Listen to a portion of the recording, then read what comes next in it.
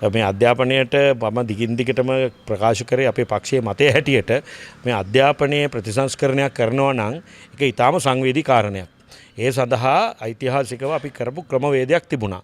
විශේෂයෙන්ම මෙවැනි වෙනස්කම් මීට වඩා පොඩි වෙනස්කම් කරපු අවස්ථාවලදී ඉතිහාසයේ ඉස්සෙල්ලාම පාසල් කිහිපයක් තෝරාගෙන ඒක කරලා මේ තමයි කරේ.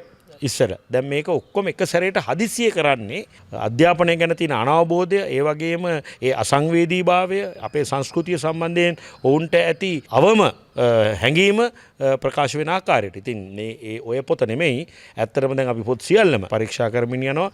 පොත් සියල්ල දිහා බැලුවම මං හිතන්නේ මීට වඩා විශාල හානියක් මේ ප්‍රතිසංස්කරණ හරහා සිද්ධ වෙනවා.